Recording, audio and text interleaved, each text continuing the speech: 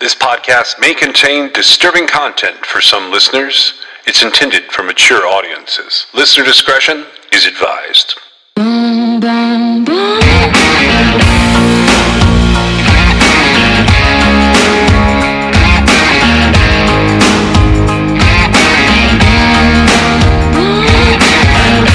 This is True Crime XS.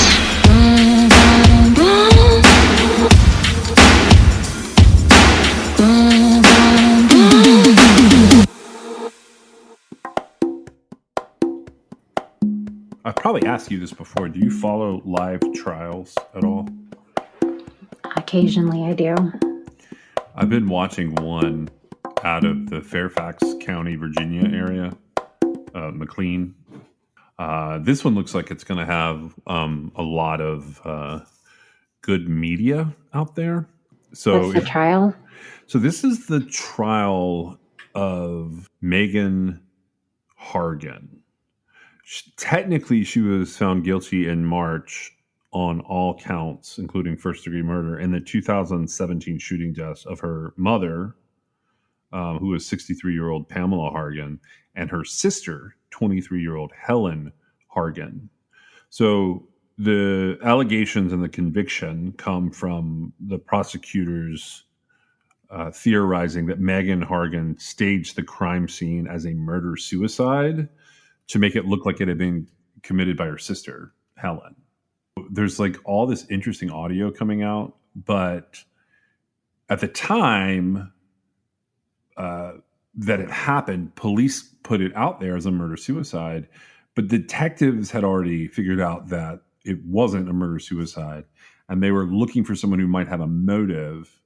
And it turned out that Megan Hargan, the day of the killings, was closing on a new home, and she tried to transfer more than $400,000 from her mom's bank account.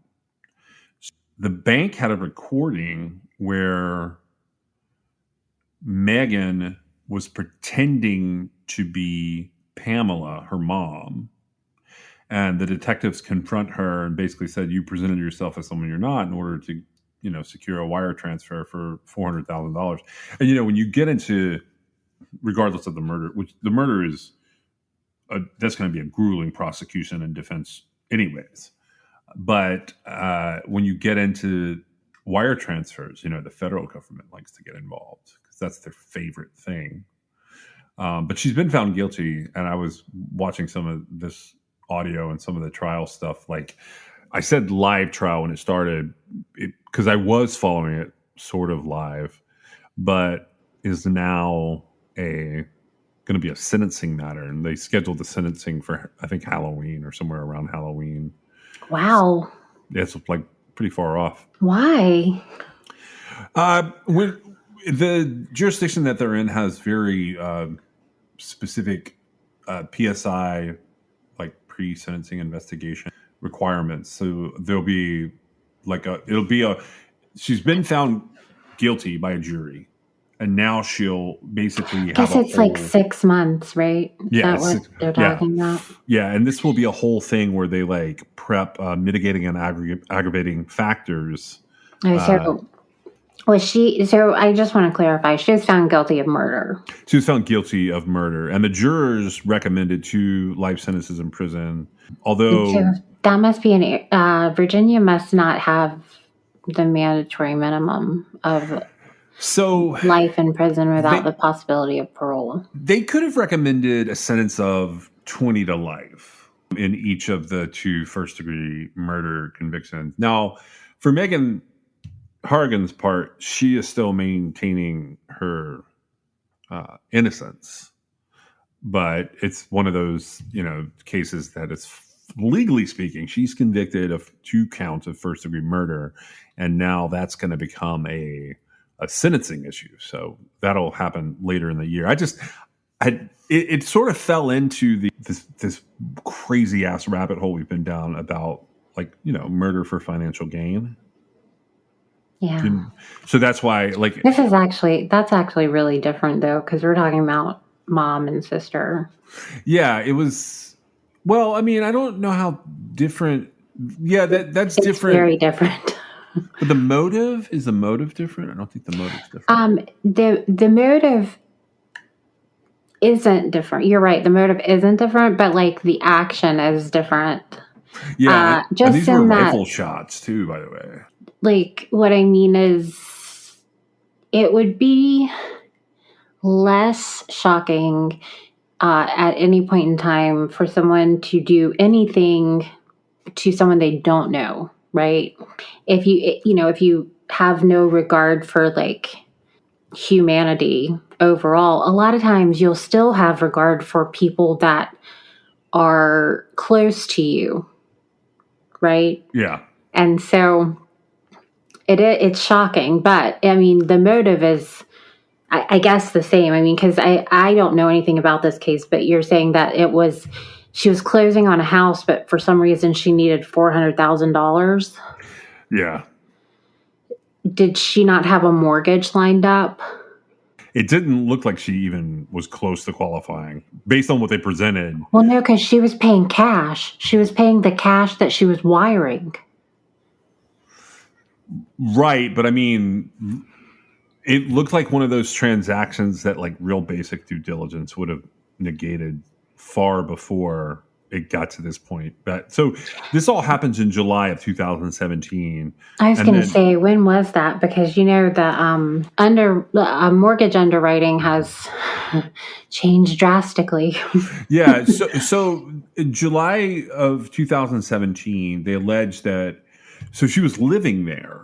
Megan Hargan was living with Pamela Hargan. So she's the oldest daughter of Pamela Hargan, and then she has a younger sister, and Pamela has a younger daughter named Helen. And not only was Megan living there, but Megan's 7-year-old daughter was living there with them. So she was in the house the night that it all happened. And that was one point they kept sort of driving home. Now, I will say this. In terms of investigation, it took them until November of 2018. So this murder happens July 14th, 2017. And then the arrest happens November 18th, 2018. So over a year. Yeah, it's like, I thought it was, fascinating that it took them that long until I started seeing the investigation unfold. And they took their time, where I don't want to say they baited her into thinking she got away with it, but they did definitely give her like a chance to breathe in there, where she didn't know they were coming after her and she made mistakes. It was really smart on the part of the investigators involved. Like, they did a really good job. So that case at some point would be worth looking at, because I'm down this crazy rabbit hole based on a question that you asked. So when we last had an episode up, we were talking about the case of Harold Henry, and we were sort of talking from the perspective of the end of Harold's life. We think we know that he was murdered. The question becomes, who did it? I don't know that it's just we think. I feel like there was evidence presented that would make his demise otherwise unlikely. Yeah, that's what I'm getting at. I just want to point out that like there's no conviction, there's no like legal part of this case. His death hasn't been. It's barely been investigated. Well, it was ruled to be closed as being accidental. Right. And so the idea was that he basically overdosed himself on Benadryl and left a note that said, "I think I'm having a heart attack, cremate me." Right. And the evidence that doesn't support that is the fact that there was no Benadryl found anywhere. Like no bottle, no box, no nothing. And there was no writing utensil that matched the note that he supposedly left, which said, "I'm having a heart attack. Cremate me." And so those are two things that I don't know how long it would take somebody to overdose on Benadryl. Well, it was counterindicated for one of the medications he was taking, so we don't have an idea. But we do know it was a large quantity of Benadryl. I was going to say, he had enough Benadryl in his system to kill him without the counterindication. Now, he also took a prescription that could have made it even worse. And Right. so, but my point is, his son had the forethought to have the apartment manager hold the trash in the apartment. And so they never found the source of the writing on the note or the Benadryl. Right. And so it seems to me like, I mean, what did he do? Like take everything out of the bottle and throw it away somewhere else? I don't know what the idea was there. I mean, generally speaking, I think here's how the investigators landed on where they landed. Aside from the fact that, so this is the one where Jason Bobo is a Texas Ranger. He gets assigned with a guy named Lieutenant Inocencio from the local police department. And then after he gets into this investigation, the lieutenant kills himself. What I think they landed on was Harold thought he was going to get, and you pointed this out to me, Harold thought he was getting $7,500 back from Paige Massey, who is one of D. Ellen's appellate attorneys. And instead, that money had been redirected into this savings account for D. Ellen. So since the money was put into there instead, the idea was, and I think this is how you put it, I'm not looking at your words exactly, but I think you said that you believed he was going to take that money and relocate himself back to his family in South Dakota. Well, what happened was when the money, he was waiting for that money to come back. And then at some point, he discovered that the money had been refunded, but it had been refunded to D. Ellen's savings account. And when he confronted her about it, she tried to tell him that he had okayed that arrangement. And he felt confident in the fact that he hadn't okayed that arrangement. And so, you know, in the situation he found himself in, I don't know if you remember from the previous episode, but like he had scribbled on the top of a note, like trust. Yeah. That had to do with what was happening there, right? Like she had essentially stolen that $7,500 from him. Yeah. And so the other side of it was so we think he was prepping to go back to South Dakota, but acting like everything was normal. He had said something to her about like everything will be okay in a week. And we never really got to the daughter. Yeah. He said that so we never knew what the everything will be okay in a week was going to be like about. Probably him going home. And he's probably trying to reassure his children he was headed home. Well, that's what I think. Now, when Deb questioned the situation, and she made Deb was his daughter, and she sort of made the rounds, making phone calls to law enforcement, and then the prison, and then internal affairs, and then adult protective services. Like she called everybody she possibly could. And at some point during all that, it's mentioned that D. Ellen had taken Harold off of her visitors list, or somebody had, right? Correct. And she kind of freaked out. She sent him kind of a nasty note saying, like, I need to know what you're doing financially. You can't just leave me in the dark. It was really strange. But all of a sudden, I know that he had told someone that it was all Deb's fault, right? Yeah. And that there was this back and forth. And D. Ellen had told Harold that it's sort of like, I'm putting words in her mouth here, but like sort of like, you can make it up to me by getting an insurance policy payable to me. He had an appointment to go and get the insurance policy, and so he had to have a physical for it. And that had happened. And during the physical, the doctor administering the physical, he wrote, whatever it is that they write up, saying that there was a level of incompetence there, and he was saying that he couldn't make his own financial decisions anymore. Right. And essentially, I'm pretty sure that would preclude him from getting the policy, because he would need someone competent to be overseeing that process, right? Because you have to list a beneficiary and all that stuff, right? Right. And so I think that halted it. And then shortly thereafter, that had happened in him trying to get the policy.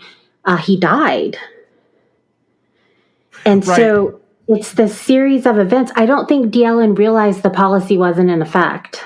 Deb had started these various she started questioning. And while it wasn't really gaining traction, I think that in a way, D'Ellen was cutting bait and running because she knew it was all about to come like crashing down, right? Yeah.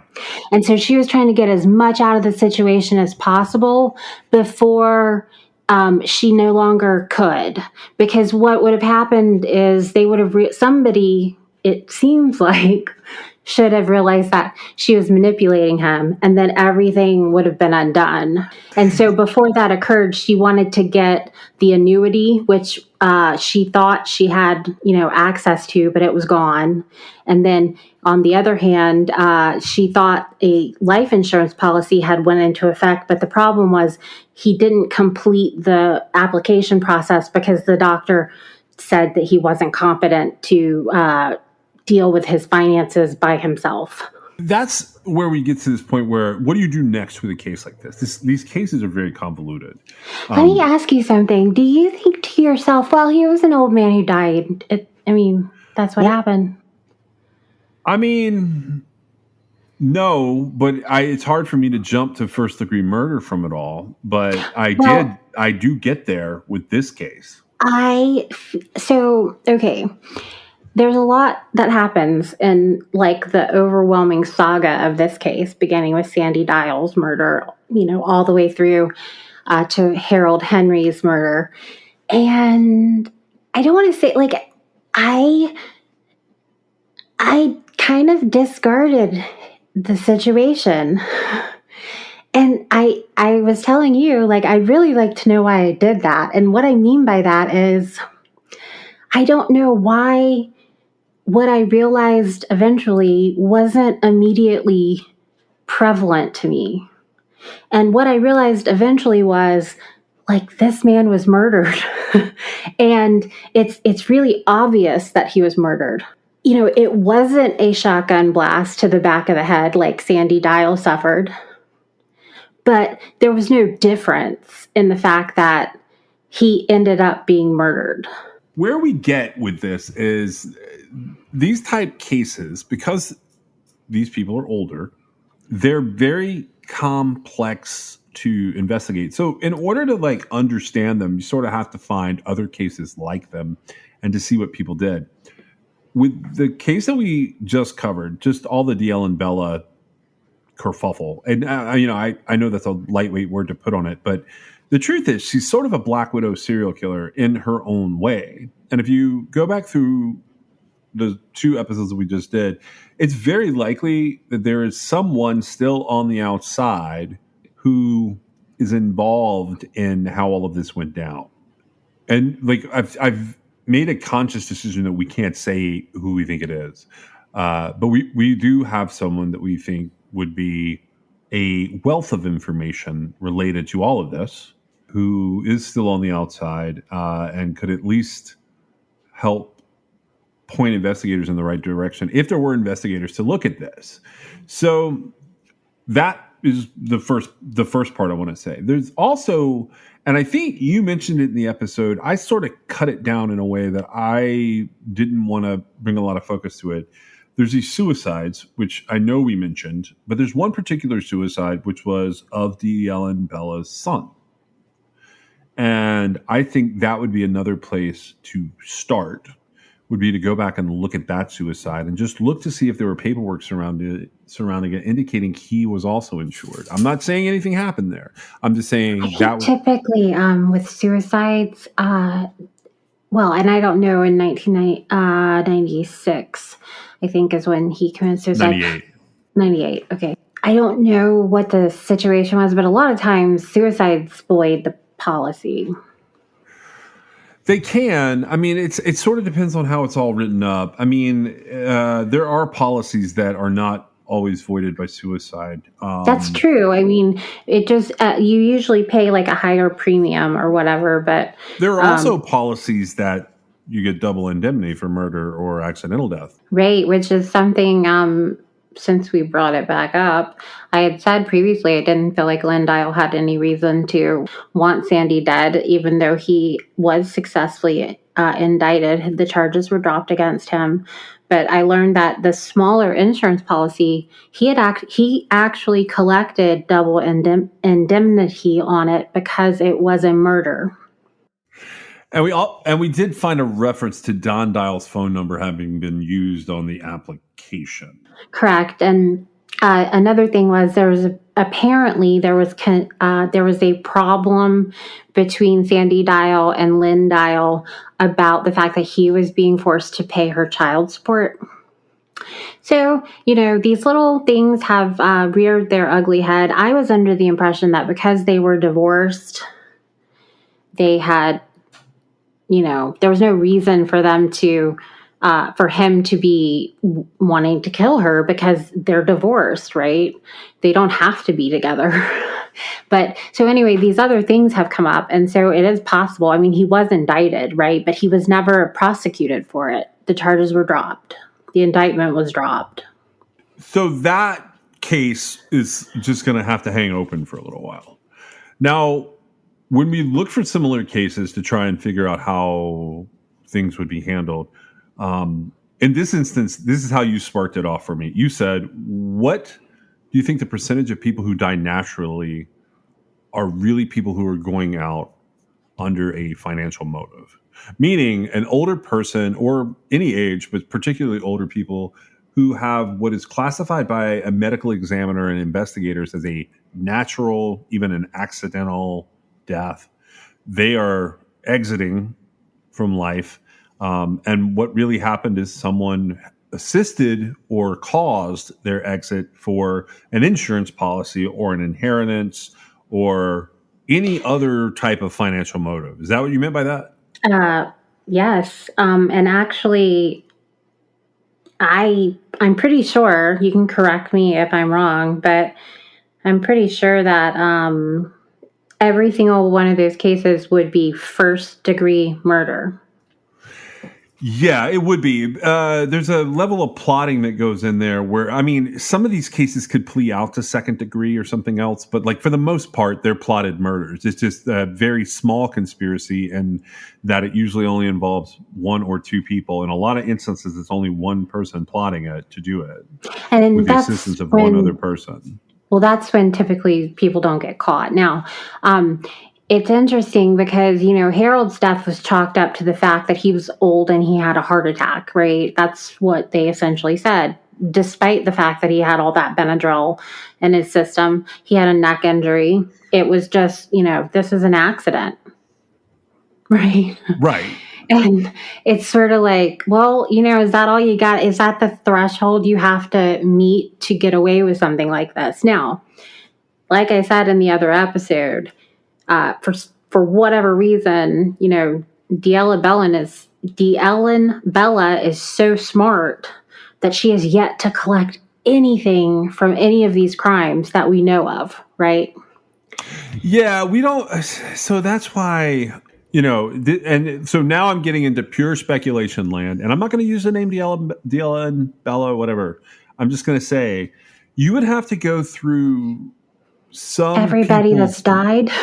Yeah, like you would have to start going through the older people, particularly in these people's lives, and determine who might have died under odd circumstances. Now, I did not find anything linked to D'Ellen Bella in my hunt for this, but you came up with a case and that's the episode today. We're going to talk about this other case because I found a way to tell this story so that I think that you can get a really good picture of how this could happen. Would you agree that this other story, as crazy as it is, tells like a pretty interesting... I think that it's just extreme enough to explain the basic concept, yes.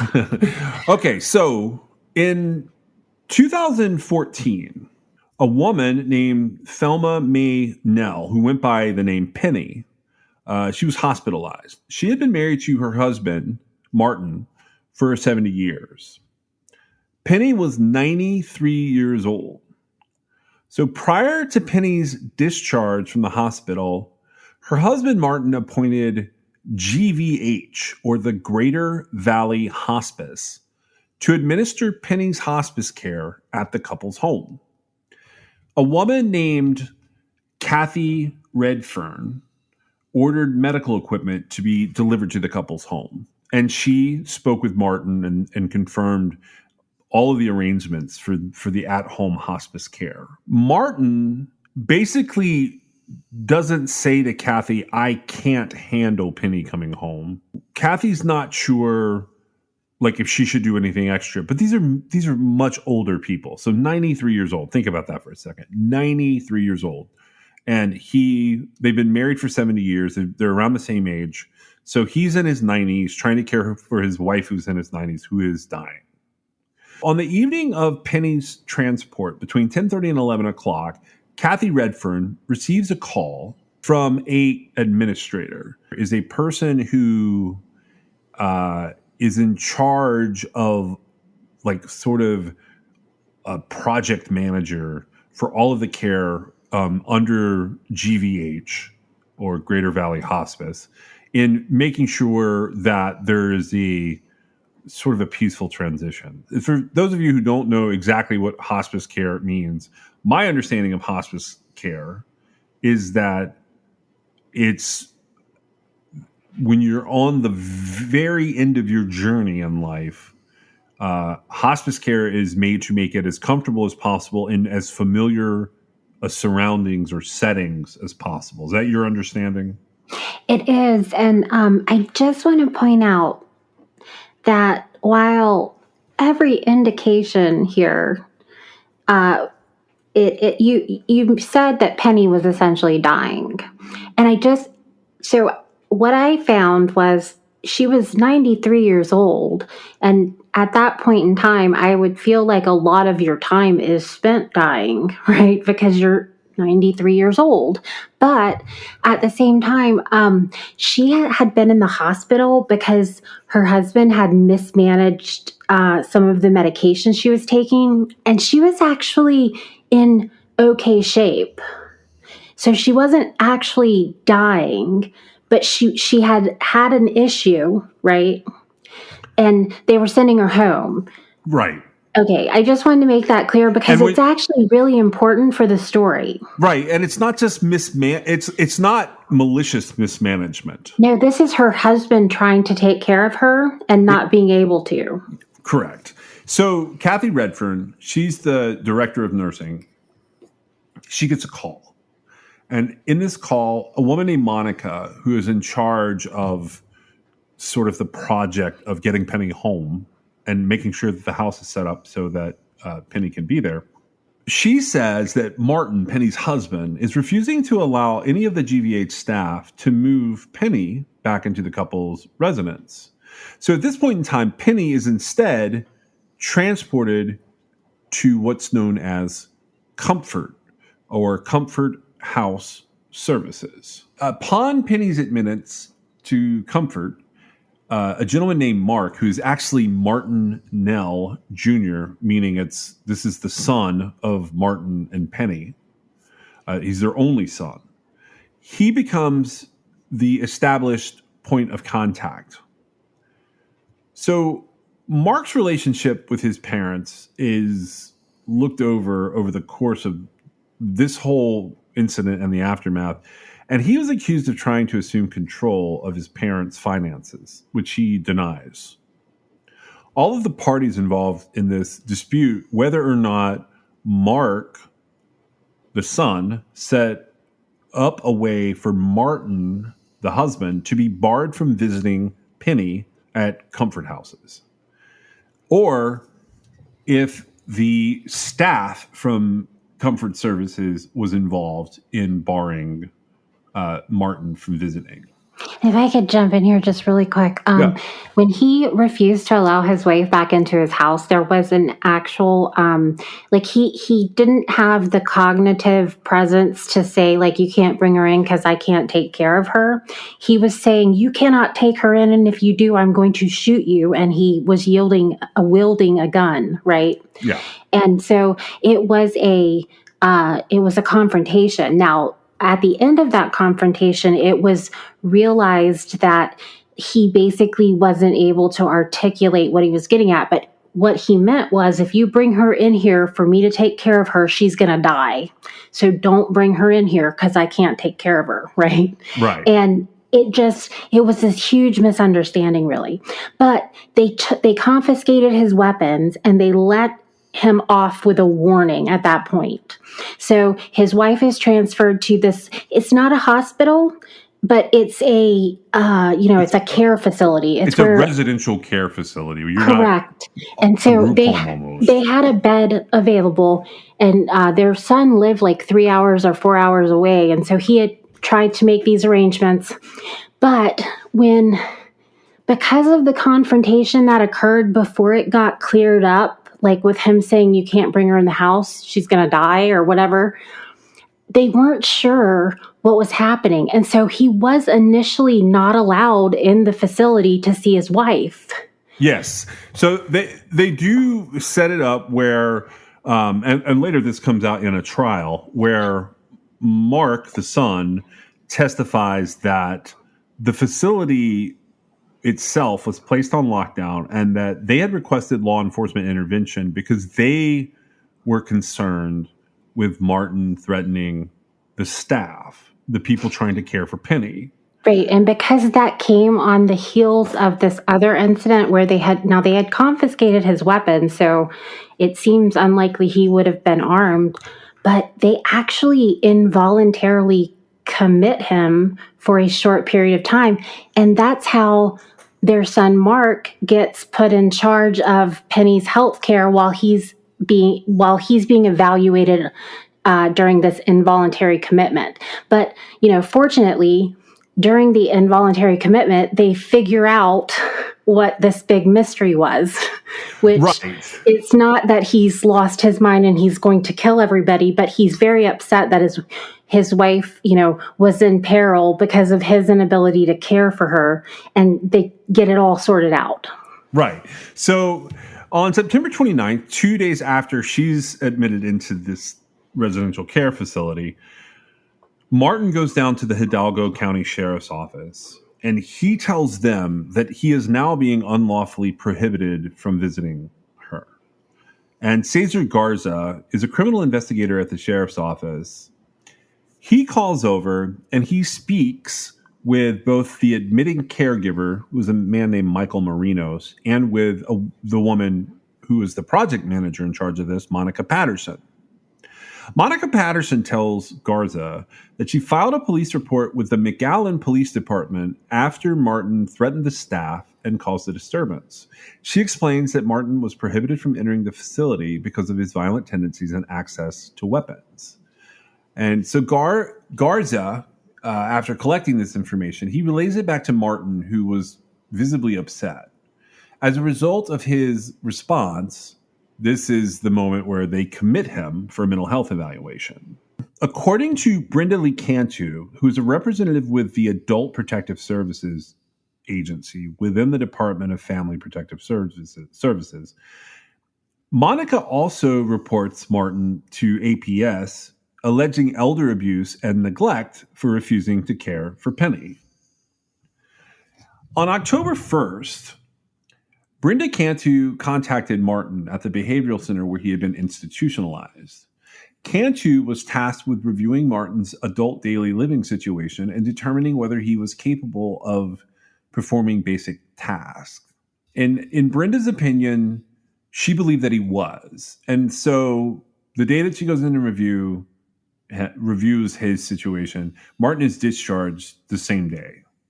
Once he's released, Martin immediately goes to visit his wife at Comfort. This time, he's accompanied by Max Grubb, and Max Grubb is a pastor and a longtime friend of the family. He says that upon their arrival at the Comfort houses, Monica told them that they would not be allowed inside because they had been ordered by Mark, the son, not to allow Martin to come in. Grubb then expressed his concerns to Monica regarding rumors of Mark's alleged improper financial interest in Martin's significant fortune. Basically, the pastor says, look, we're a little worried that something is going on here where the son is trying to do something to the parents in order to get his hands on their money. After this happens, and Grubb mentions all of this to Monica, her demeanor changes, and Martin is allowed to come inside to visit with Penny. On October the 5th, Mark informs Monica that he would be transferring his mom to Waterford Gardens Assisted Living Facility, pending authorization and the availability of a bed. Mark later says that Monica initially assured him that she would arrange this transfer. And when Mark follows up with Monica, she told him that Lucille Cavazos, who is the administrator at the Waterford Gardens, had denied the transfer. According to Lucille Cavazos, this was a lie. Cavazos stated that Monica never gave her the opportunity to evaluate Penny for any kind of placement. Monica said, I might not be able to handle the husband, and that he was having to go visit, escorted by a policeman, because he had threatened the Comfort facility. This is a quote from Cavazos. Monica insisted that she needed to ask the family for permission before she would allow Cavazos to evaluate Penny in person for placement suitability in a bed at Waterford Gardens. Although Mark, who was still listed as Penny's primary point of contact, was supporting the transfer. Right. So what's happening there is basically, because of all the hubbub, Mark wants to get his mom in a different facility where his dad can go in and visit with no problem now that they've got it sorted. And the director of the facility Penny is currently in is simultaneously saying she's helping and blocking it at the same time. Right. Within a week of Mark requesting that Penny be transferred and setting up the Waterford Gardens evaluation, Mark is removed as Penny's primary point of contact at Comfort and replaced with Martin. And Monica accompanies Martin to Chase Bank to inquire about withdrawing Martin's money. There's a Chase personal banker named Rocio Perez. And according to this banker, Monica and Martin asked if there was a way to keep the money safe from Mark. At this time, Martin had approximately $600,000 in his account. Perez, who was familiar with Martin and had never known him to make such a large withdrawal, grew concerned during the encounter, and he contacted Global Security Investigations and reported it as possible elder abuse. So he doesn't really know who this woman is that's with Martin, but he's concerned that there's some kind of sketchy stuff going on. It was very inappropriate for her to do that. Yeah, that was the first thing she did that was inappropriate. That was the first thing that she did that was financially inappropriate. She's crossing a line there that, like, she just had no the other stuff could all be explained, but that visit to Chase Bank could not. Well, he wasn't even in her care. Like, it was his wife that was in her facility. Right. And so the only thing I would consider to be appropriate from a director of a care facility when a husband has expressed concerns would be to bring in protective services or a licensed financial person, right? Yeah. It was not appropriate for her to go to the bank with him. Perez, the banker there, he goes pretty far in his statement about this whole situation. He says that Martin was a really well-known customer. Like, they knew him by face and they talked to him. And he said anytime there were no customers, like, in the lobby of the bank, he said Martin would come in and just talk about what was going on. Rocio also gave a statement that she used to join Martin and Penny for lunch. And more recently, after Penny had been transferred into hospice and Martin had been put in the institution, it was her husband that helped Martin get his car back from the impound lot. So this is not just a banker who's like waving at someone in the line. This is someone who's personally involved in their life. Monica kept getting more and more interested in Martin's finances. This was further corroborated by Pastor Grubb. And his statement indicated that in early to mid-October, Monica had approached him with a proposal about taking care of Martin's money. Pastor Grubb said that Monica suggested that Martin take his money out of the bank and give it to her so she could protect it. Grubb vocalized his disapproval, and in response, Monica proposed that she and Grubb split the money. Shortly after this exchange with Monica, Grubb said that he convinced Martin to meet with a local attorney named Oscar Gomez. Not long after this all happened, Pastor Grubb underwent open heart surgery, and he lost contact with Martin for several months while he was recovering. Can I ask you something? What is your opinion about like what was just posited there that, the director of the care facility that his wife is at has now approached the pastor and said, let me take out the money so I can keep it safe. And then when he opposes that, she says, well, we'll split it and we'll both keep it safe. Okay. What's the difference between them taking his money and him being concerned that his son is going to take his money? I think she misread Pastor Grubb's ambivalence. I think he was not trying to judge her. And she thought... He didn't go along with it. He said it was a terrible idea, right? Well, yeah, he gets Oscar Gomez involved. Right, But what is the thought process that Monica Patterson is having that makes her think that, because I'm just thinking from the point of view of the child, who's not a child, he's an adult, but, the entitlement there, let me, you're concerned that your son's going to steal your money, so why don't I steal it instead?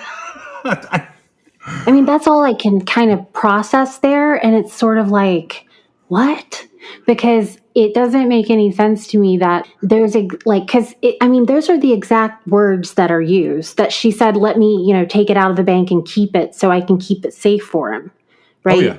There's nothing in a professional capacity that a care facility director would be doing in fulfilling what she's suggesting.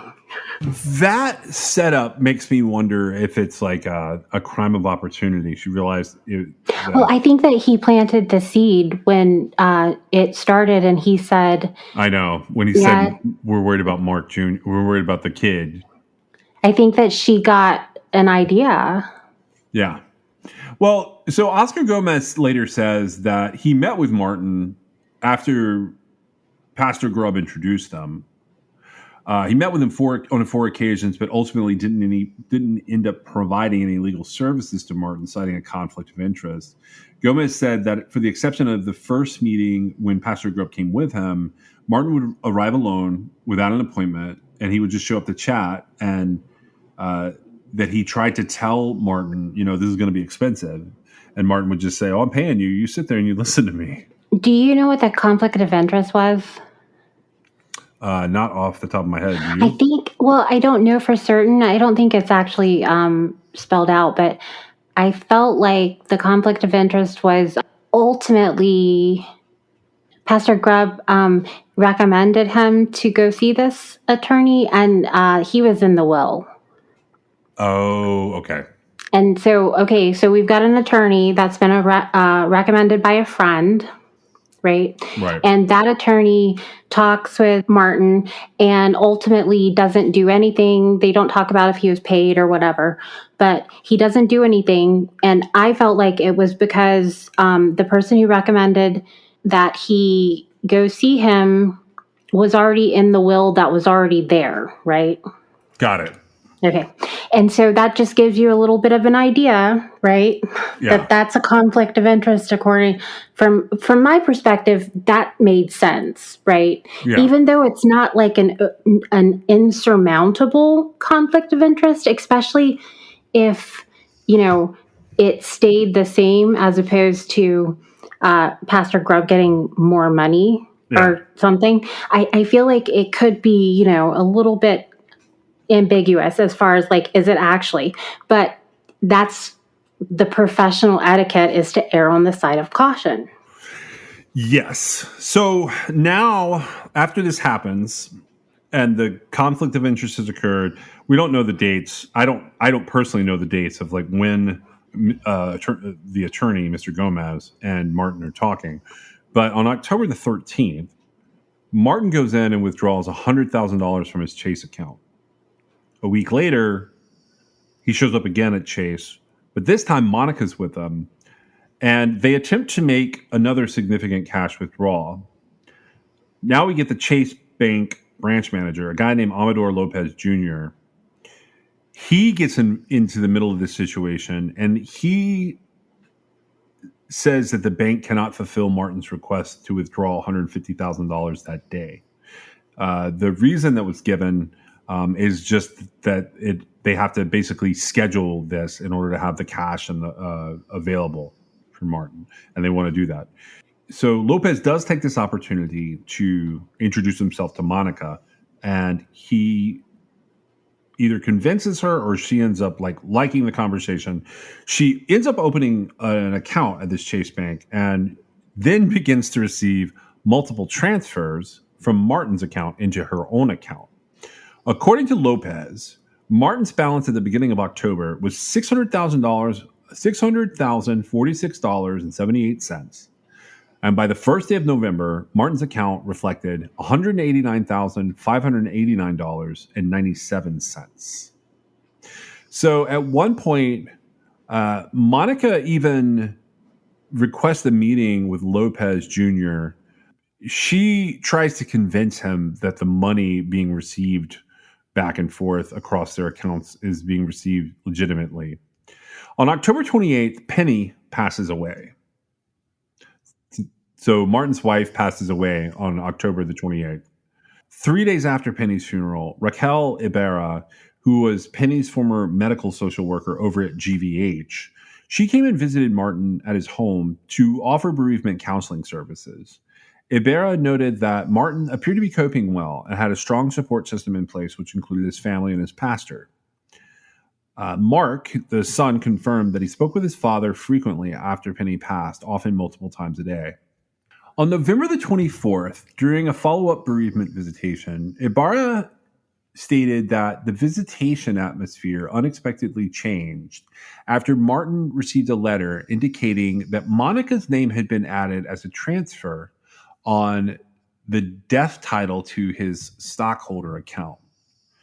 Martin became very angry. His voice was trembling and really loud, described Ibarra. Martin told her that he had trusted Monica with his money and his stock information, and that Monica was, quote, holding $300,000 for him, end quote. She watched as Martin called Monica and demanded that Monica come now to his home, and then contacted the stockholder company and was inquiring about the unauthorized changes when Monica arrived at the residence. He asked Monica to speak to the customer service rep and revert any changes she previously made without his permission. At the end of the phone call, however, Monica's changes remained in effect. Ibarra said that Monica had attempted to deflect Martin's concerns by asking Martin if he had taken his medication. Martin then accused Monica of undermining him and maybe conspiring with his son to get his money. He told Monica that he wanted his $300,000 back from her. Monica refused to address Martin's allegations, claiming she would not discuss any privileged information in front of Ibarra. As Ibarra gathered her belongings to leave, Monica asked Ibarra to have her GVH supervisors, Kathy Redfern and Danielle Martinez, contact Monica. So, what do you think? Why do you think that she thought there was some sort of privilege to invoke there? I have no idea. She's lost her damn mind. At this point, Penny has died. He is not a resident of the care facility, so... Why is she still here? Why does she have any of this man's money? What is going on? I know, it's a little bit crazy, but her statement there, her account of what is happening, it indicates that Martin still thinks Mark is after his money. Right. And there's never any indication that Mark had even the slightest interest in any sort of like financial windfall from like killing off one of his parents at all. Like he lives elsewhere. He has his own family. He's successful. There's no reason, that he would be after their money, so to speak. Now, that's not to say that he wouldn't be entitled to it, right? After they die, he's their child. Right. So Ibarra goes back and she makes a report to Kathy Redfern. And based on the report that Redfern received about this incident, coupled with other prior documented concerns, she contacts Adult Protective Services, and then she goes above and beyond and contacts the Texas Attorney General and the Better Business Bureau. They also go so far as to file a police report. And an investigator with the McAllen Police Department is dispatched to Martin's home the following day. So Martin believes that Mark is making these reports. And when he starts to talk to the investigator, it sort of becomes clear that Martin doesn't understand that what's been going on with him has actually been caused by Monica. In fact, investigator Stephen Medrano, he says in his reports that Martin seemed to be confused about events and time. And his suspicions were further piqued when Martin identifies himself as being 64 years old. And at the time that he identifies himself as being 64 years old, Martin is 96.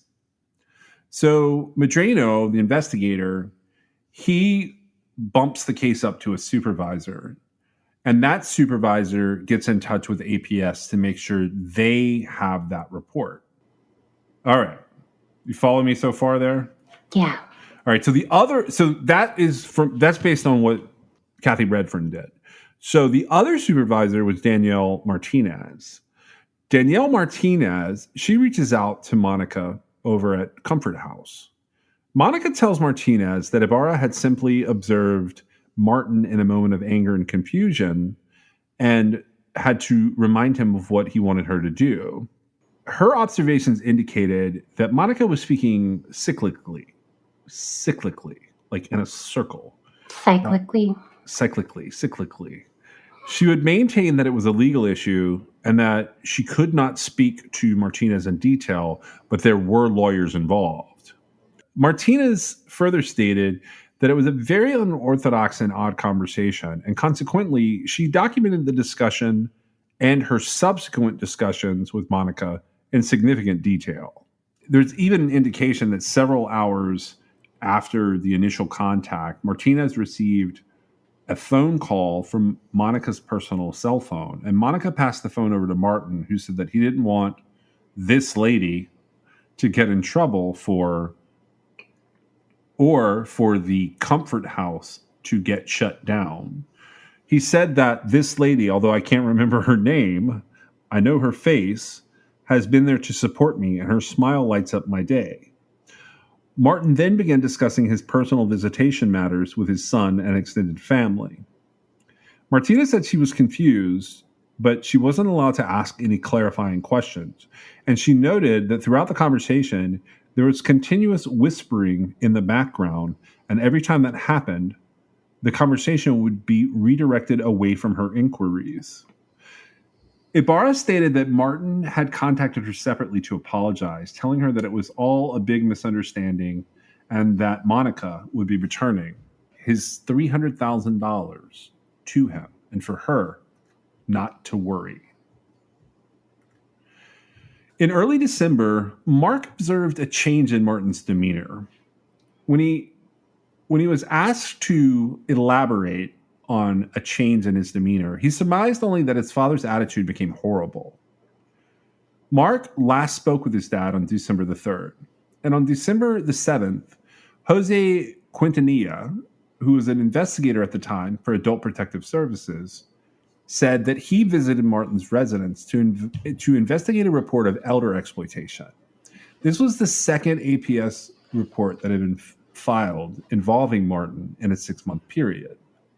The next day, Martin sought out local attorney Mark Talbot under the direction of Monica, who made the appointment and accompanied him to the meeting. At the December 8th meeting, Martin executed a medical power of attorney, a HIPAA medical disclosure, and a directive to physicians designating that Monica would be his primary agent on all forms. Talbot inquired whether Martin wanted to execute the documents outside of Monica's presence, and Martin declined. Talbot stated that he believed Martin had no problem communicating with him or understanding him, and he also received letters from Dr. Jose Igoa, who is a well-known psychiatrist in Hidalgo County, and Luis Arango, who was Martin's primary physician, confirming that Martin was competent. On December the 12th, Martin executed a financial power of attorney, also naming Monica as his agent. On December the 16th, Ibarra attempted to visit Martin at his home and received no response. Redfern and Martinez stated that they had sent a typed letter. This was wherein Martin was apologizing about the dispute that the hospice got caught up in. Martin also alleged that he had been disturbed by a hospice representative from GVH who had been in his home for an excessively lengthy period, inquiring about his financial matters. Danielle Martinez described the letter as odd, and from her previous discussions, what she understood about Martin was that he did not know how to use a computer and did not own a computer. Martinez followed up on Martin's allegation and determined that it was unsupported by the employee logs. So basically, she gets this letter that's claiming that Martin was attempting to discontinue his bereavement services and had a complaint because the bereavement counselor was essentially badgering him about his finances. When this happens, she has to investigate because she's actually doing her job, and so is Redfern for the most part. They're doing their jobs just following up because Penny died while she was under their hospice care. So Martin's last will and testament was signed on December the 22nd. Monica was designated as the executor and beneficiary of two of Martin's properties and the rest of the estate. The next day, Martin sustained a fall in Monica's home while showering. Erica Garcia, who is a registered nurse at Proficient Home Care Solutions and was responsible for recertifying Martin every 60 days for service eligibility, testified that physical therapy was ordered for Martin following his fall. She stated he was weak, he was needing the furniture and chairs to hold him up, and his gait was very unsteady. A week after that, Monica called Garcia to cancel physical therapy because Martin had recently learned his cancer was spreading. According to Garcia, Martin had been previously diagnosed with coronary artery disease, heart hypertrophy, and myocardial fibrosis. In 2012, Martin was diagnosed with stage 3 multiple myeloma, and he underwent treatment. His medical records that were gathered by the investigators indicated that he was asymptomatic in June of 2014. So this would have been 4 years prior and had nothing to do with the words that Monica was spouting. Right. She was just lying about it. Yeah. So she was plotting how he was going to go out. Pretty much. She was definitely, she was paving the path here. Yep. So between late December and early January, a woman named Celestina Mascoro began working for Martin as a live-in housekeeper on the weekdays. Monica would relieve her on the weekends, and Mascoro stated that she was responsible for bathing Martin, cleaning around the house, doing laundry, fixing his meals, and driving him around. Celestina Mascoro said that Monica instructed her on how to care for Martin and ensured that Mascoro intercepted all of the phone calls coming in for him. Celestina stated that Monica wanted me to let her know whoever called, make sure that they wouldn't, the sons or the grandkids, they weren't supposed to talk to Martin. At an unspecified point in time, Celestina met a man named Mario, whom she only knew as a comfort contracted handyman. And she stated that she had seen Mario at Martin's residence on 2 prior occasions to deliver a hospital bed and to fix a leaky shower head. According to a woman named Liana Benavides, who is an employee for Comfort, Mario began to volunteer at Comfort in September of 2014 after his father was admitted as a patient. Liana testified that Mario and Monica had reached an arrangement, and that was that Mario's father could remain at Comfort House in exchange for Mario working there because Mario could not afford home care otherwise. And after the events of this story, Mario abruptly stopped volunteering. And I think that's probably that sort of sets up part one of this. Well, sure. Yeah. I think so. So just to recap, what we have that's happened here is a woman named Penny and her husband of 70 years, Martin. They randomly end up in a situation where Martin has screwed up Penny's medications and care is being arranged in their home after she has to go to the hospital. And because of this care that is arranged in her home, they get pushed into the path of a woman who sort of hones in on their finances. And this woman, Monica, starts to ingratiate herself into all of Martin's personal affairs. And after Penny dies, it extends beyond the being ingrained in them, and she's suddenly in charge of them with legal documents. Actually, she's suddenly they're hers now. It's bizarre.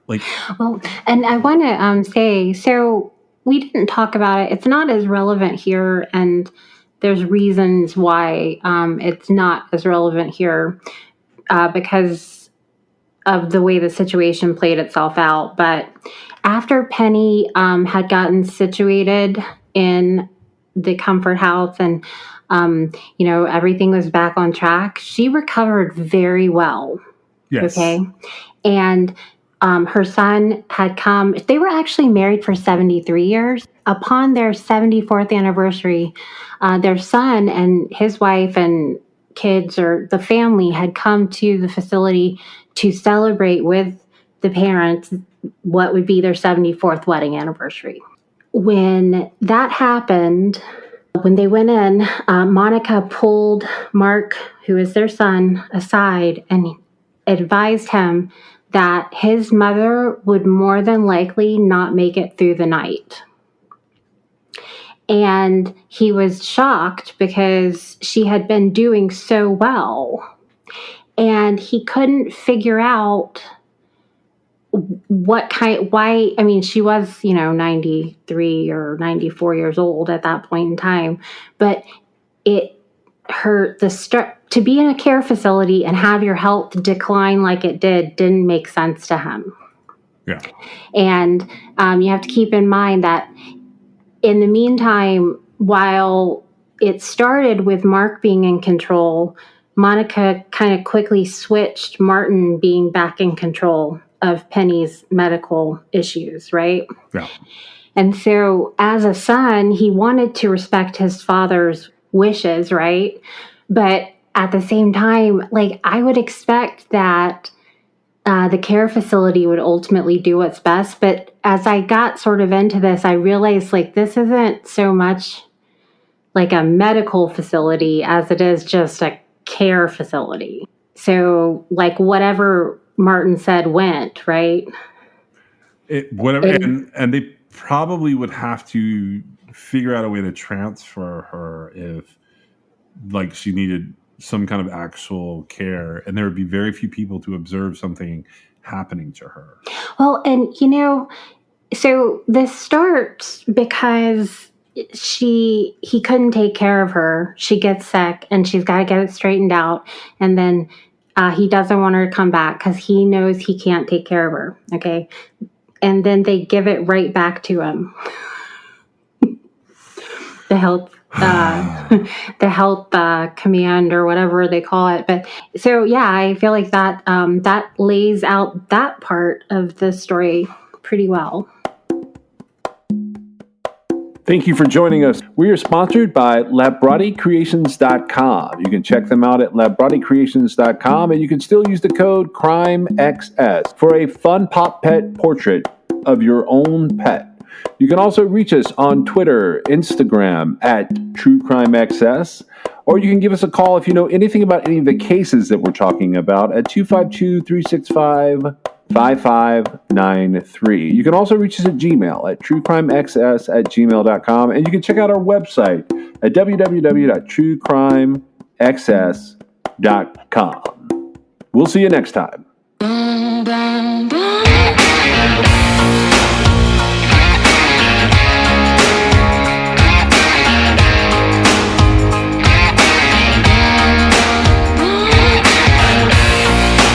This is True Crime XS.